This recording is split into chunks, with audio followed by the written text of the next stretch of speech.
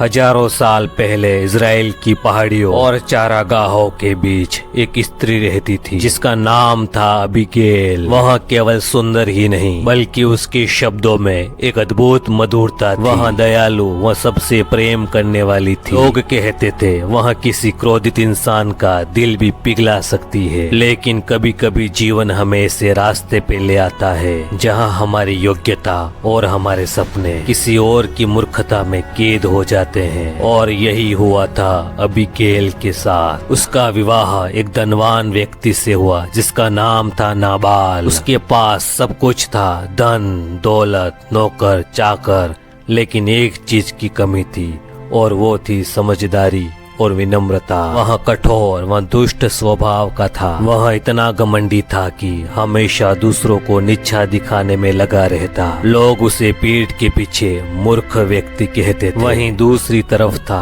एक महान योद्धा जिसका नाम था दाऊद, जिसने विशाल गोलियत को हराया था। लोग दाऊद की वीरता के गीत गाते थे। वहीं इज़राइल का राजा शाऊल दाऊद से जलता था। दाऊद जंगल में रहता। दाऊद के पास लगभग 600 योद्धा थे जो कि युद्ध की तैयारी करते।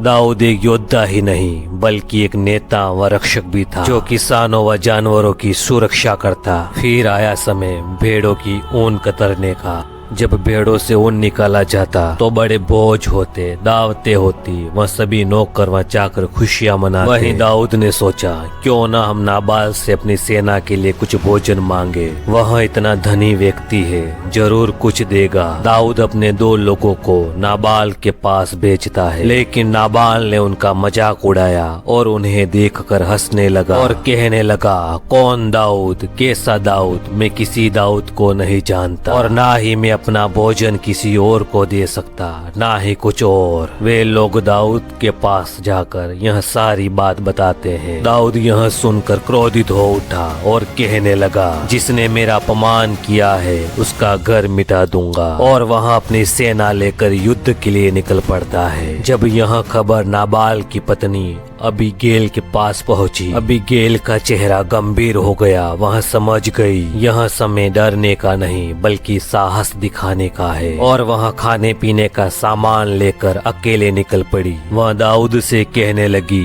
मेरे स्वामी, मेरे पति को माफ करिए। वह एक मूर्ख इंसान है लेकिन आप तो समझदार हो। एक मूर्ख के कारण क्यों अपने हाथ खून से भर रहे हो। अबीगेल ने अपनी बुद्धि व विनम्रता के कारण दाऊद के क्रोध को ठंडा कर दिया। वह दाऊद कहने लगा, धन्य है यह स्त्री जिसने मुझे आज पाप करने से रोक लिया। तेरी बुद्धि ने एक निर्दोष रक्त बहाने से मेरे हाथों को बचाया। लेकिन दूसरी ओर उसका पति अपने ही घमंड व मूर्खता में खोया हुआ था।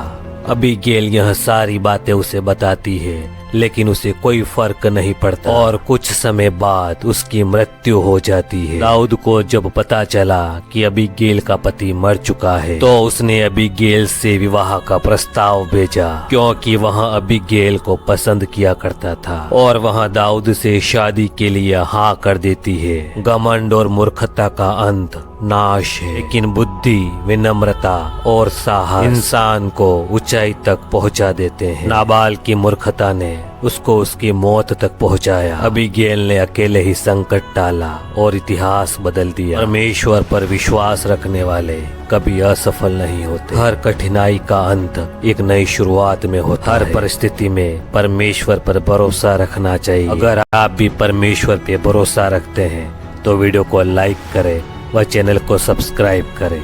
परमेश्वर आपको आशीषित करे।